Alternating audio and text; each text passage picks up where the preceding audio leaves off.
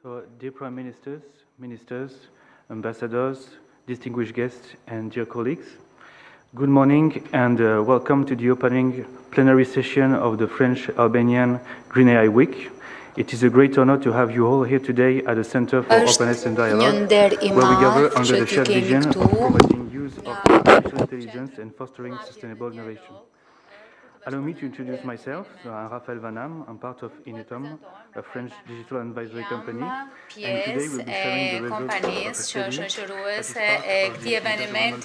of the aiming at enforcing bilateral links between our countries, and more precisely on the digital chapter of the agreement. The Green AI Week is named after the topics of collaboration and opportunities scoped within the study that we have performed the last 6 months. The main idea being developing AI capacities while benefiting from unique geographical and natural features of Albania. This session is part of a larger week of events that includes B2B and G2G meetings, networking events, as well as roundtables gathering Albanian and French dedicated to specific projects. If you allow me, on a more personal note, I must say that I am honored to have the chance to come here in Albania the past years, in every season with each bringing its own flavor and mood, and witnessing the blooming of a country which has much to say and offer when it comes to innovation. So this important event is held under the patronage of Mrs. Catherine Suard, the French ambassador to Albania, whose support has been instrumental in strengthening the ties between our two countries in the areas of technology, sustainability, innovation. I would like to invite her for opening remarks.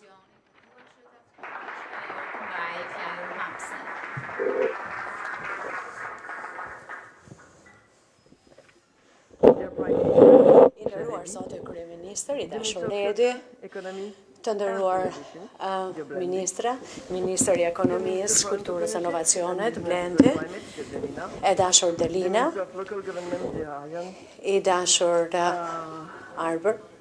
Ju uroj të gjithë dhe mirëseardhjen dhe është nder vërtet për mua.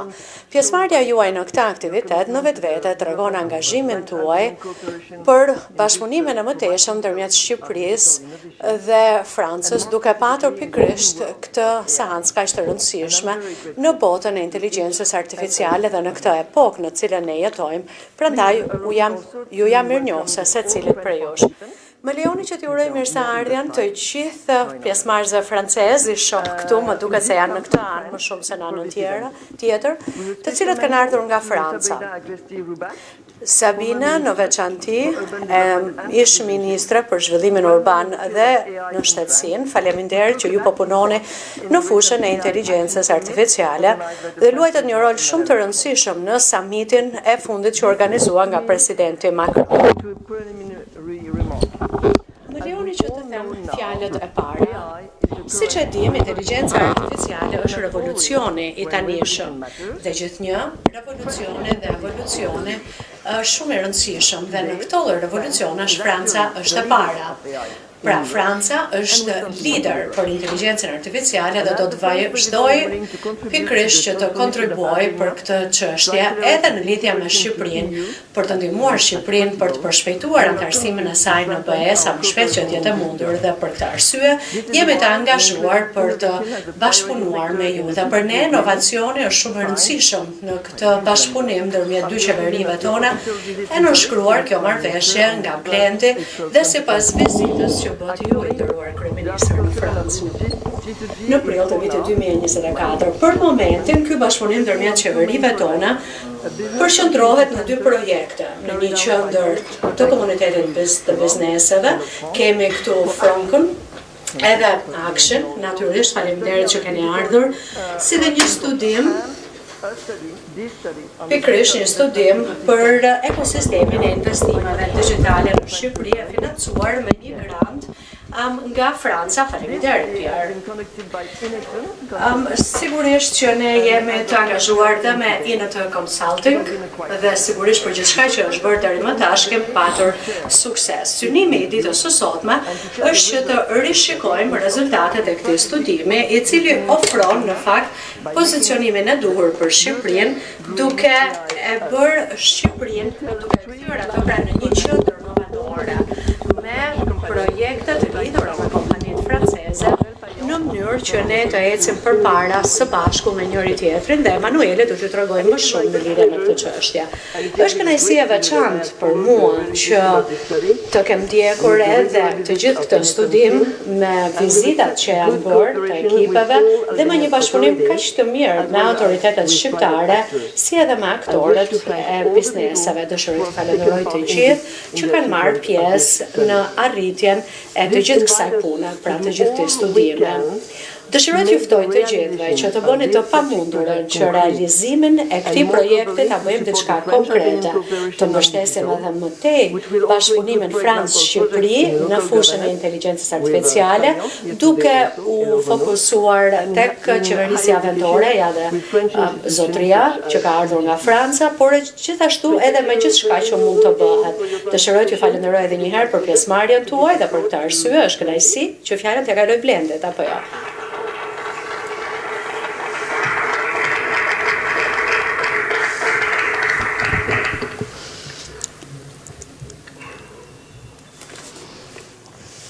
Të nderuar ministra, të nderuar të ftuar, miq, e dashur ambasadore Suar, dëshiroj t'ju falenderoj në veçanti për mbështetjen tuaj aq të vlefshme që na keni dhënë deri më tash.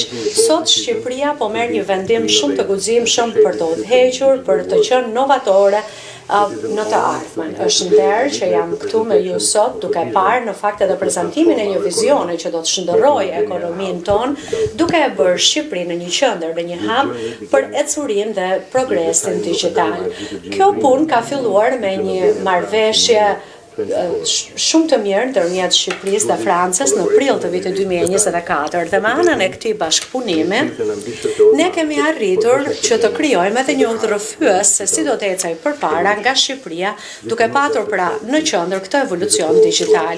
Kjo nuk është thjesht një strategji, po është një thirrje për të vepruar, një plan i përpiluar shumë qartë në mënyrë që Shqipëria të zërë pozicionin e saj në botën dhe në epokën në cilën ne jetojmë me shërbime nga më të ndryshme. Dhe ne po ndërtojmë në disa themele të rëndësishme dhe të forta, sepse Shqipëria gjatë viteve të fundit ka arritur që të shndërrohet nga aspekti digjital.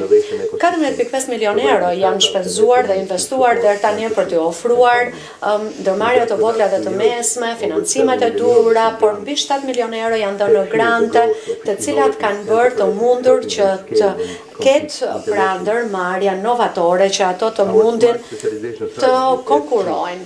Strategjia jonë S3, e cila është mbështetur me 1.8 miliard euro, ka qenë shumë e rëndësishme për ta kthyer Shqipërinë në një hub të rëndësishëm. Ne kemi bërë përparësi inovacione në shërbimet publike dhe rezultatet flasin vetë. Që t'ju japim një shembull, në 8 muajt e fundit, OBP-ja, që është shërbimi i centralizuar i prokurimeve, ka bërë tani 317 procedura prokurimesh.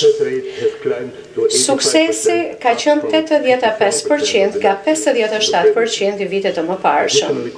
Gjithashtu, konkurenca ka qenë edhe më dinamike, me konkurues në 4.7 konkurent nga 2.7 në 2023 për çdo procedurë.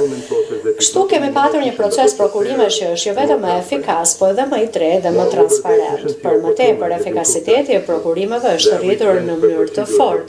Kohëzgjatja mesatare tashmë është 1 muaj nga 10 muaj që kërkoheshin më parë. Për herë të parë, ky operator i centralizuar njofton në mënyrë automatike të gjithë ata që marrin pjesë, që do të thotë 462 subjekte të regjistruara deri më tash. Efikasiteti edhe i kostos ka qenë shumë i mirë.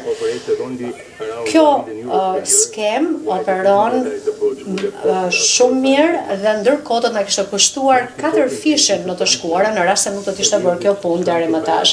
Gjithashtu kemi patur edhe përfitime të konsiderueshme në 8 muaj. Kemi kursyer 20.4 milion euro që është një krahasim shumë i madh me 2.7 milion euro e kursyeara më parë. Efikasiteti i prokurimeve ka qenë tashmë i tillë që bën që brenda minutave të ngarkohen dokumentat. Kështu që në 2023 janë dashur mbi 4.900 ditësh në total ose 49 ditë për kërkesë. Komisioni Evropian ka identifikuar 14 mega prirje të cilat po sjellin ndryshimet në botë, si për shembull avancimet në inteligjencën artificiale, ndryshimet klimatike, ndryshimet në arsim dhe në punë. Shqipëria tashmë po ecën me këto prirje të mëdha në mënyrë që shndërrimi ynë digjital të jetë i duhur për të ardhmen. Dhe për të arritur këtë shndërrim, transformim, ne po investojmë në këto qendra novatore, që do të sjellin edhe më shumë inovacione dhe më shumë investime dhe punë, si Durana, për shembull Parku Durana do të ketë pra stimuj të tjerë, por edhe mjedisin e duhur në mënyrë që këto ndërmarrje digjitale të ecin përpara edhe për zhvillimin ekonomik të vendit. Arsimi nga ana tjetër është në qendër të këtij shndërrimi, numri i studentëve të cilët marrin pjesë në këto trajnime profesionale është rritur shumë fish. Ne besojmë që brezi i ri duhet ketë aftësitë e duhura digjitale, edhe me programin e kodimit. Tashmë kemi patur mijëra aplikantë dhe shumë prej tyre kanë arritur që të punësojnë në formë të drejtë për drejtë. Dhe ky është ndikimi i drejtë për drejtë i politikave tona për punësimin e të rinjve. Inteligjenca artificiale po luan një rol thelbësor në këtë shndërrim, transformim në fushën e transportit, mjekësisë dhe në fakt po arrim që të jemi më efikas, ndërkohë që Shqipëria ecën përpara me ambicjet e saj të inteligjencës artificiale dhe për ne përparësi do të mbetet kjo çështje duke u fokusuar te transparenca dhe siguria e dhënave. Por ne po mendojmë për gjëra edhe më të mëdha. Objektivi ynë është që Shqipëria të jetë një qendër inovatore, një qendër e gjelbër. Me këtë vendodhje strategjike dhe me talentin në rritje, ne jemi në pozicionin e duhur për të patur më shumë investime dhe për të rritur ekonominë tonë. Siç ka thënë dhe Albert Einstein, ne nuk mund të zgjidhim problemet tona duke menduar njësoj, siç i kemi menduar kur i kemi krijuar këto probleme. Prandaj Shqipëria duhet që të përqafojë mënyra të reja të menduarit dhe të jetë lider në rajon. Ky udhërrëfyes është më shumë se sa thjesht një plan, është angazhimi ynë për qëndrueshmërinë, për kurajon guximin, për konkurrueshmërinë, për ecurinë tonë në të ardhmen, është dëshmi e faktit që Shqipëria do të kthehet në një ekonomi digjitale me inovacionet ose fjalën e fundit të shkencës, duke qenë gjithmonë të qëndrueshëm ndaj risive dhe sfidave që vijnë.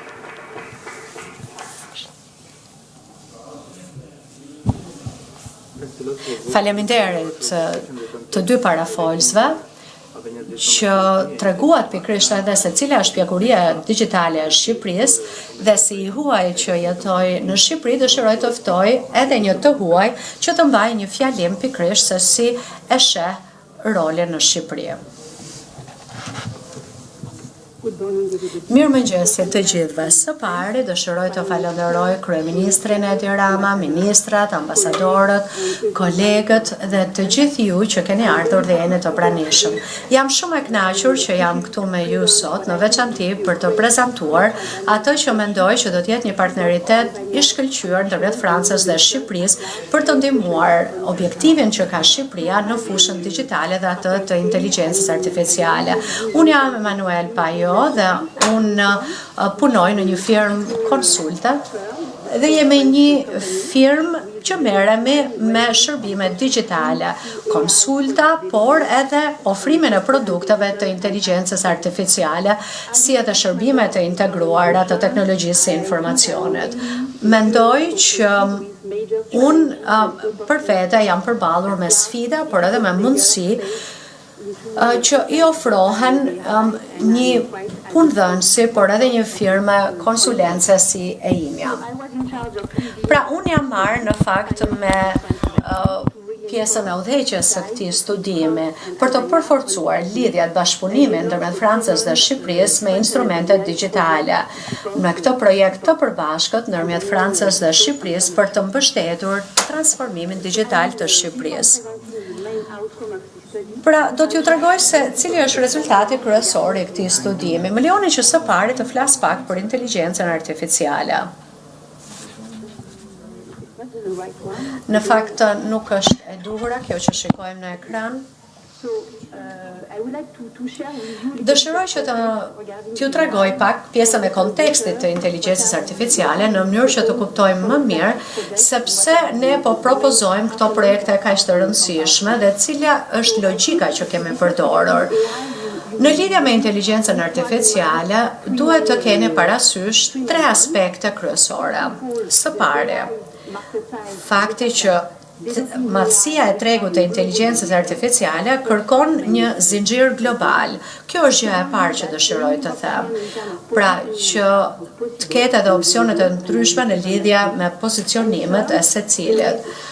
Dhe gjithashtu ka 3 aspekte kryesore që janë kapitali njerëzor, energjia dhe infrastruktura, të cilat tashmë janë përmendur. Së pari, madhësia e tregut të inteligjencës artificiale është shumë e madhe në vetvete dhe do të rritet më tej në të ardhmen.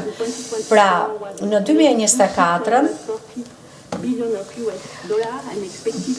disa miliarda euro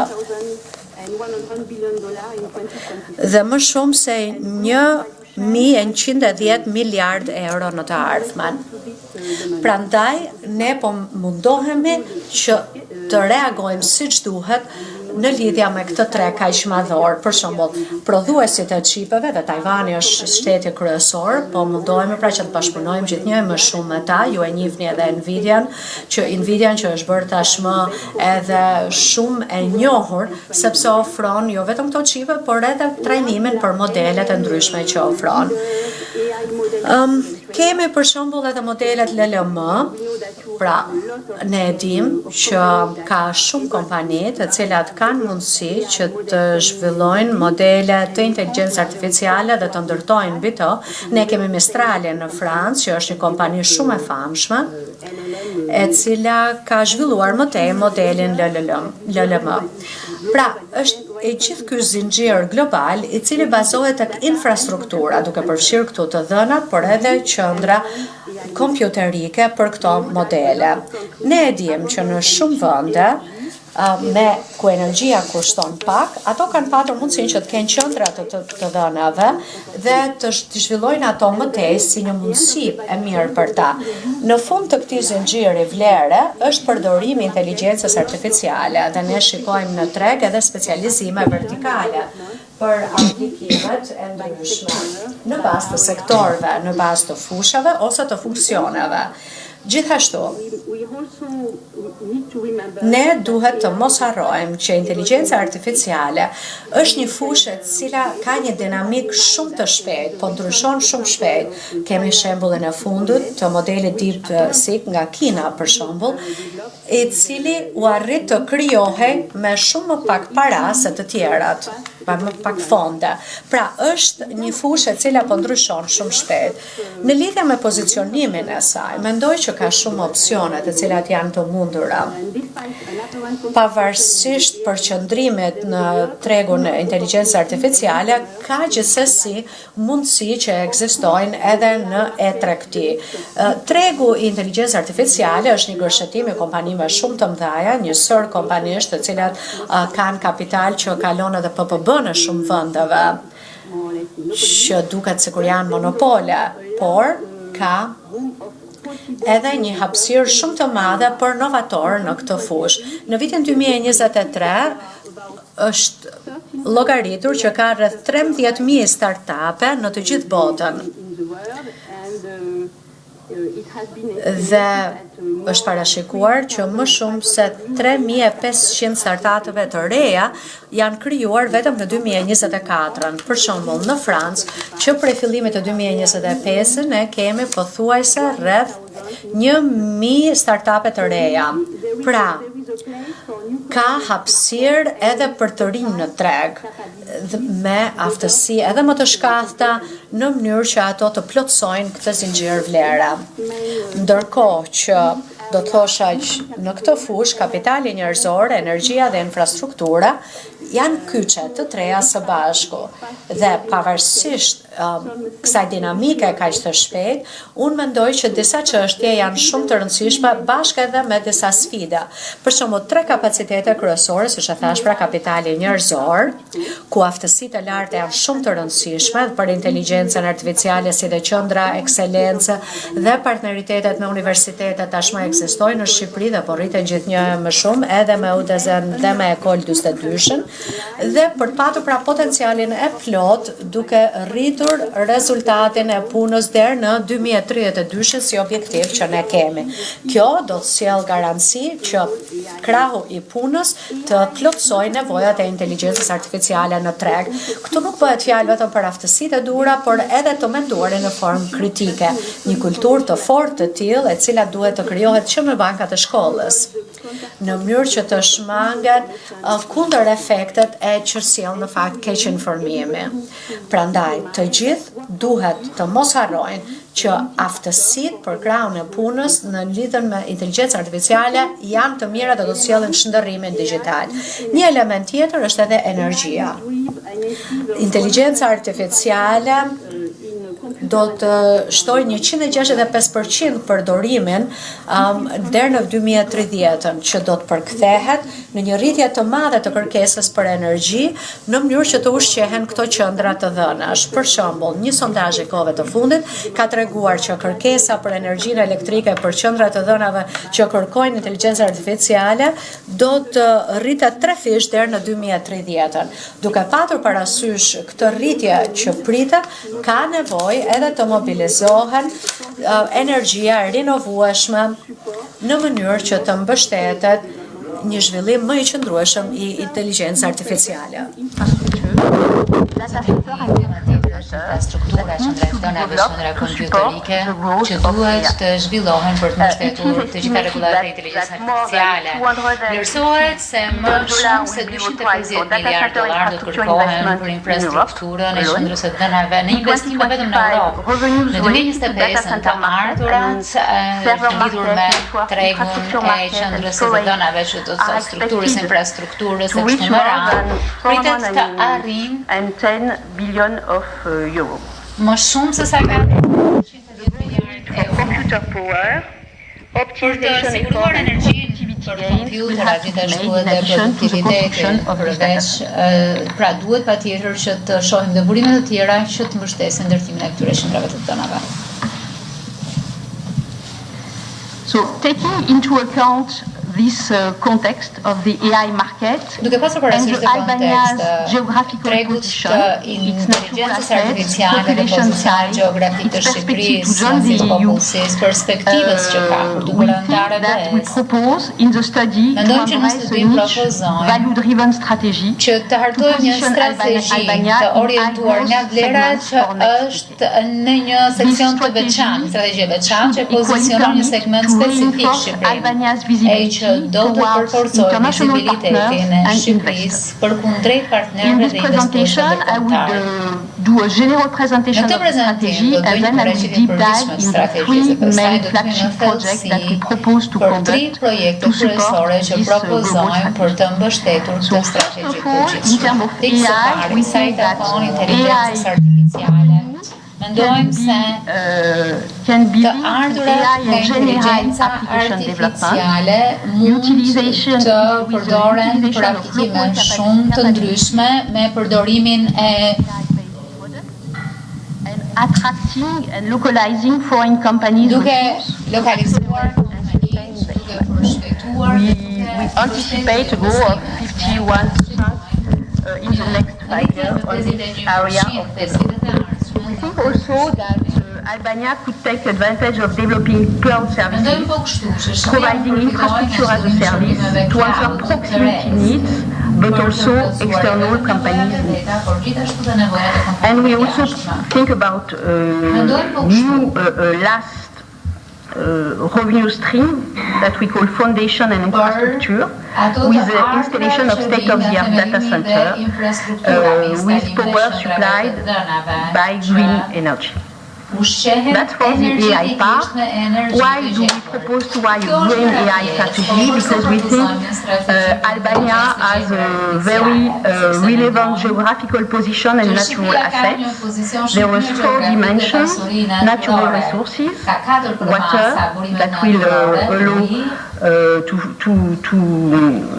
to refresh the data center, your domestic electricity mix, hydro, solar, and this electricity mix are complementary, location and construction, and hardware and software optimization to minimize energy consumption. We think also this strategy could have or will have some spillover effects, that is indirect positive effects. First one is building attractiveness. Having such a position will also be a good idea to attract foreign investors. It will strengthen Albania's attractivity to our company looking to establish operation in the Albanian and further in the Balkan region. It will also reinforce the connectivity of the country. Albania has already some assets regarding the connectivity situation, notably with 3 undersea cables. Having a lot of more digital infrastructure will irrigate the country with up-to-date data and state-of-the-art network that can support EV workload. And it will also enhance the AI ecosystem and workforce productivity. So now, if I go to the 3, what we call flagship projects, the first flagship project that we propose is building a commercial data center. That's really the foundation of our strategy. It's really at the center of our strategy. The first objective of this data center is to create a cluster of computing power in Albania that could be used to serve high demand across Europe and beyond. And significant revenue is expected to be generated from this data center and will place Albania on the map of the infrastructure players in Europe. The second objective of this creation of commercial data center is to create ecosystem and to allow creation of ecosystem around them with knowledge on how to manage them and also use the capacity locally. There are opportunities to take advantage of innovation zone including TEDA and Durana Tech Park managed by the Albanian Investment Corporation. And I must say that Albanian Corporation has done a fantastic job at packaging an offer that is well structured and fiscally very attractive for the French company. So this afternoon, French company and Albanian Investment Corporation will have the opportunity to discuss in further detail opportunities around this commercial data center proposition during the dedicated roundtable. The second flagship project that we propose is what we call Data Hub and more broadly, building an open data strategy for Albania. First of all, I would like to remind that we discussed a lot regarding AI, but there is no AI without data. Në fakt kemi diskutuar për inteligjencën artificiale, por nuk kanë të tillë pa të dhënë. New data set and have visibility on real data Gjithashtu pasuri dhe një grup të dhënave dhe të pasurit të dhëna reale. Open data has served as an engine for economic growth. It enables the generation of innovation Ekonomik. produced by commercial. Pra, duhet jenë të dhëna të cilat Greater data accessibility strengthens the base of a knowledge economy, driving innovation and long-term economic growth.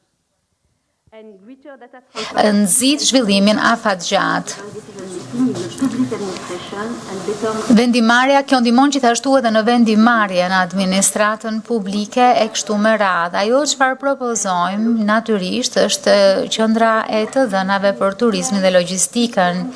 Ideja e krijimit të sistemeve, organizatave të cilat mund të ndihmojnë vendime të bazuara mbi të dhëna duke I harmonizuar e duke I shpërndar këto dhëna përmes proceseve dhura. Ne propozojmë që këto të dhëna të zbatohen për sektorin turistik e logjistik në Shqipëri, duke marrë parasysh rolin strategjik që do të luajnë për Shqipërinë ekonominë e saj në vitet që vijnë. Turizmi është një burim shumë i madh i të ardhurave për Shqipërinë, ne besojmë, dhe me gjas mund të rrisni vizibilitetin që tashmë Shqipëria ka, sidomos edhe kur bëhet fjalë për zakonet e shpenzuar për llojet e turizmit bazuar në këto të dhëna. Shqipëria natyrisht vazhdon të jetë një destinacion tërheqës për shkak të kulturës, traditave dhe Franca tashmë ka një agjencë dedikuar për marrjen e këtyre të dhënave, të cilat ofrojnë të dhëna reale për turizmin e të gjitha prirjet, dhe ky është një shembull që Shqipëria mund ta përdorë në këtë projekt kryesor. Pasdite do të kemi një tryezë të rrumbullakët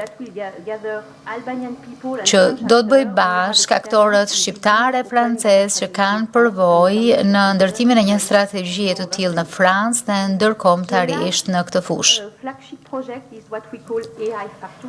Projekti I fundit kryesor është ai që ne e quajmë Fabrika e Inteligjencës Artificiale. Në fakt, ne kemi parë që Shqipëria ka bërë shumë përparime, sidomos sa I takon qeverisjes elektronike, e po kështu edhe u shpjegua se cilat janë arritjet tuaja në këtë fushë. Akshi ka qenë thelbësor në këtë arritje të përgjithshme dhe mendojmë që duhet kaluar në një fazë të avancuar për të bërë kampion, për të zbatuar atë çfarë ne quajmë një fabrikë inteligjencë artificiale për sektorin publik, që mund të jetë katalizator për të bërë gjithmonë më tepër kampion. Elementet kryesore janë për të krijuar ekipe të inteligjencës artificiale, për të industrializuar dhe për të përshpejtuar përdorimin e inteligjencës artificiale për të përshtatur kontekstin operativ të Shqipërisë. Kjo nismë ka një sër objektivash strategjike mbështetur në investime masive në inteligjencës artificiale, për shkallëzimi I mënyrës së punës së kësaj fabrike po themi inteligjencës artificiale në sektorin publik, gjithashtu ngritja e ekipeve lokale dhe rritja e vizibilitetit sa I takon inteligjencës artificiale. Në planin që propozojmë në fazën fillestare, ekspertiza do të mbështetet nga partnerët francezë përpara se sa gradualisht ne të zëvendësojmë këto burime të jashtme duke rritur aftësitë e ekipeve shqiptare,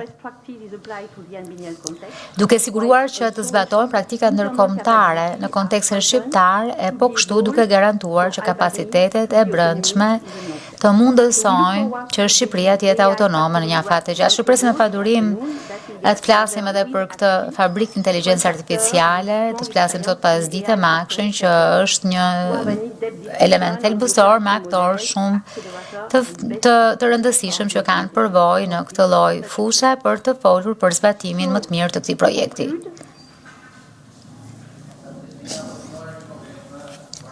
Për ta përmbyllur,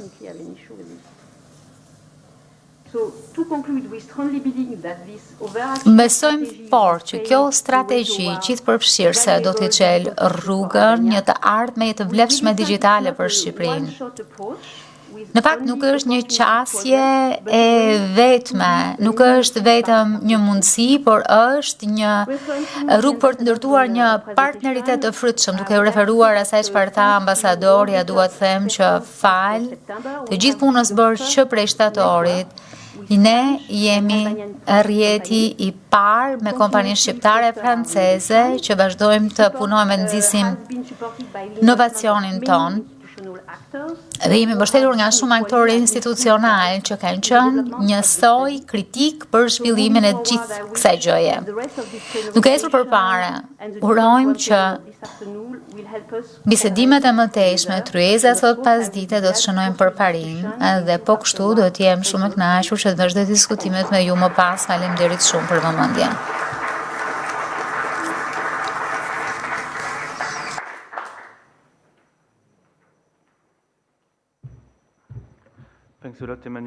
Faleminderit shumë Emanuel për prezantimin tuaj dhe gjithashtu edhe që përmendët tryezat e pasdites. Dua të ftoj tashmë kryeministrin Edi Rama në mënyrë që edhe ai të mbajë fjalën e tij.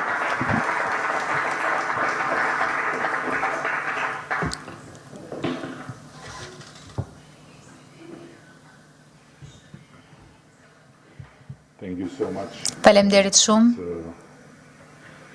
Është kënaqësi e vërtetë që gjendem këtu me ju dhe është një dëshpërim i madh të flasësh anglisht francezëve. Por ja që kështu janë gjërat, unë do të vazhdoj në anglishte dhe së pari të mos harrojmë Katrin, ambasadorja, më tha duhet të kesh shumë kujdes dhe të falenderosh Sabrinën, sepse ajo është njeriu më i rëndësishëm në sallë. Në fakt, po prisja që Sabrina të merrte fjalën, po duhet jetë shumë e rëndësishme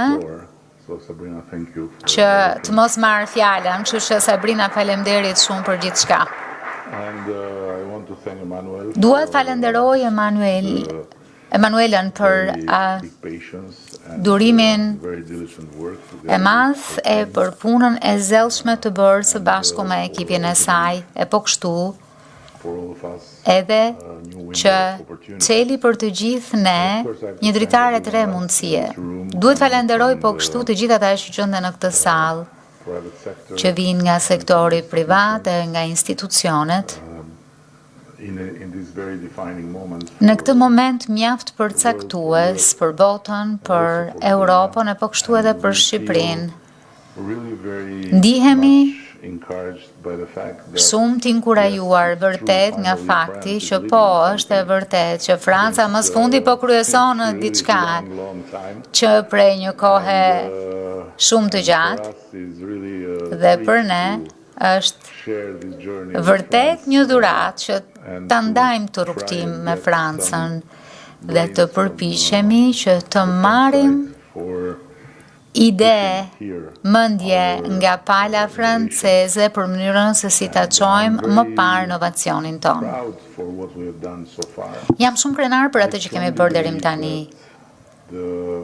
Besoj fort që teknologjia e re dhe mjetet e teknologjisë së re janë një bekim i madh i vendeve më pak të zhvilluara apo atyre në zhvillim, sepse mund të na japin instrumentet për të bërë kapërcime të jashtëzakonshme përpara, për shembull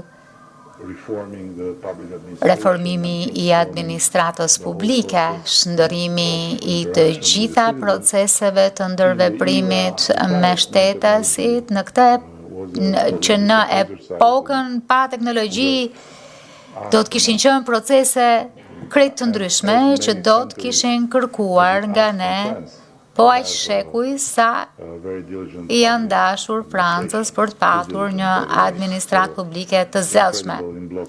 Shumë të zellshme me qëra fjala, e pabesueshme për të bllokuar frymën sipërmarrëse të Francës.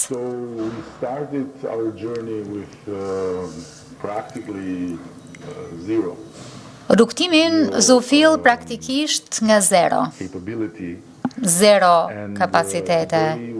Sot kemi krijuar një platformë e cila në fakt ka hequr të gjitha zyrat e pritjes, zyrat e kontaktit me qytetarët. Qytetarët shqiptar nuk kanë më pse të rinë radhëve e të humbasin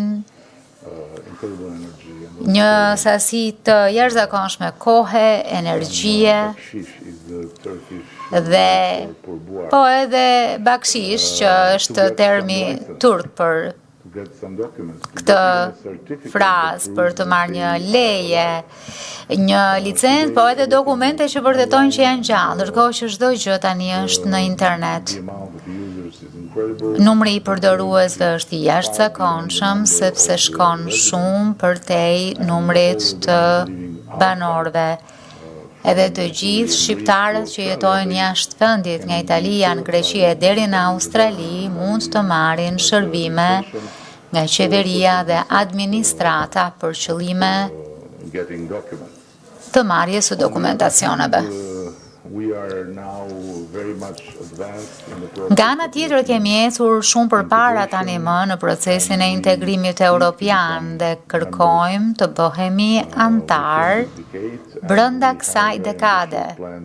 Kemi po kështu një plan mjaft ambicioz bashkë me Komisionin Evropian për të përmbyllur negociatat brenda 2027-s. Është një dritare e jashtëzakonshme mundësie dhe jam i sigurt që nuk do të qëndrojë hapur gjithmonë. Kështu që duhet bëjmë gjithçka mundemi për të mos ta humbur.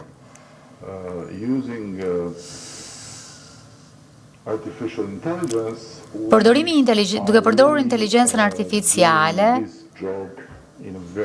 po e bëjmë këtë punë në një mënyrë shumë të ndryshme me një shpejtësi krejt tjetër, sepse vetëm për të transpozuar korpusin ligjor të Bashkimit Evropian, sikur edhe mekanikisht në korpusin kombëtar legjislativ do të kërkonte një ushtri përkthyesish, një ushtri hartuesish, ligjshkruesish e shumë njerëz të tjerë.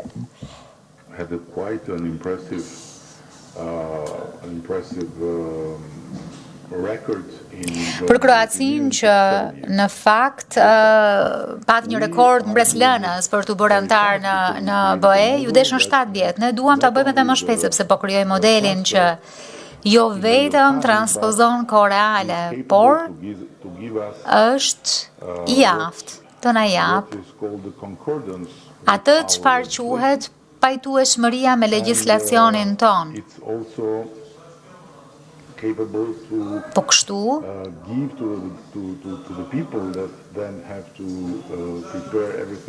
është e aftë që t'u jap atyre njerëzve që duhet përgatisin gjithçka për qeverinë, për parlamentin, aftësinë që në një farë mënyre të shohin si në një pasqyrë ngjashmërisë apo mos përputhjeve të asaj çfarë kemi këtu dhe çfarë vjen nga BE-ja. Një pjesë tjetër e këtij modeli është ajo çfarë po pilotojmë tashmë në Ministrinë e Drejtësisë.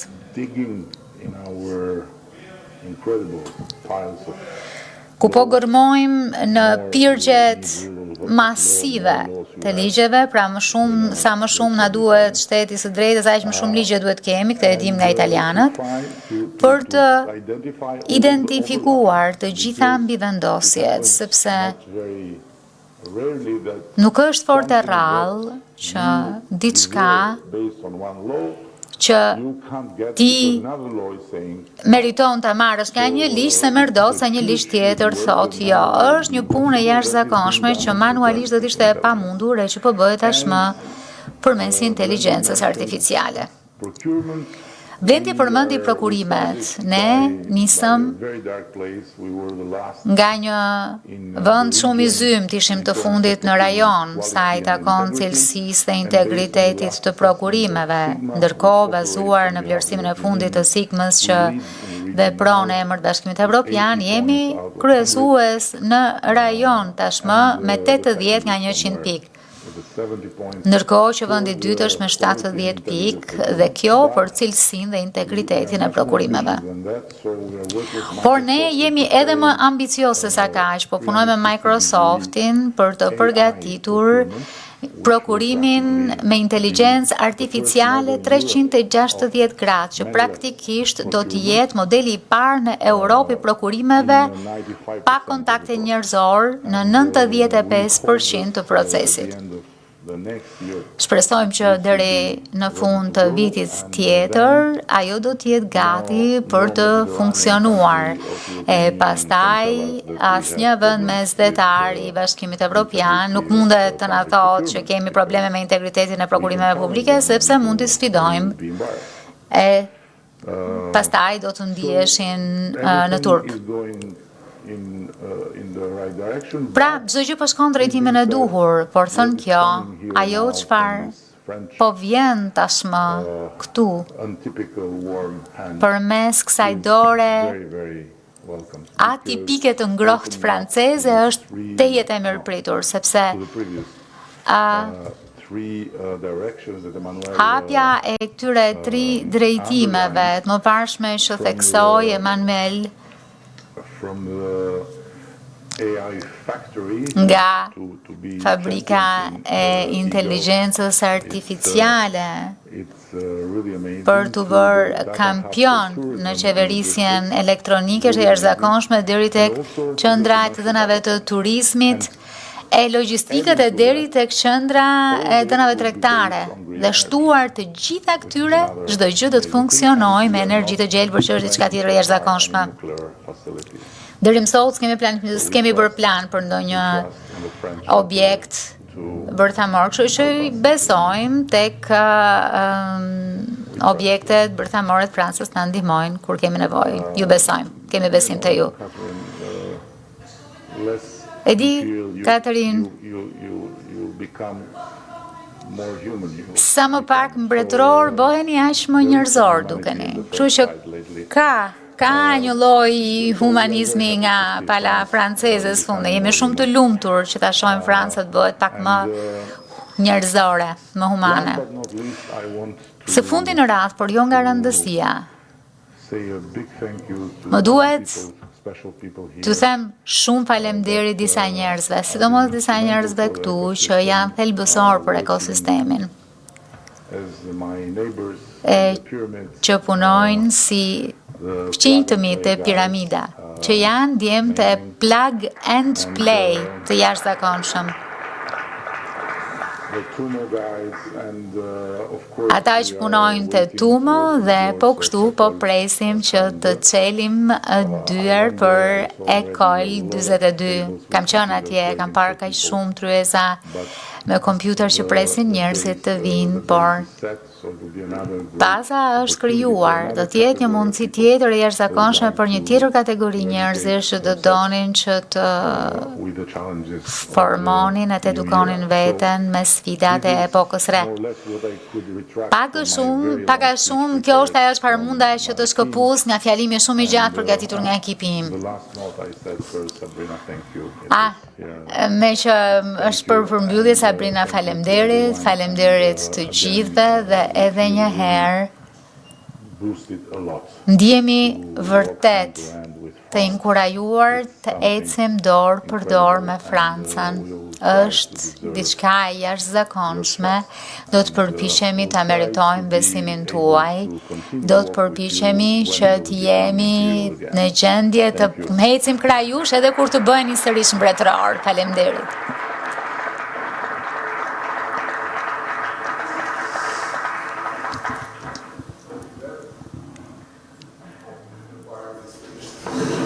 Me këtë, testa mbaroi.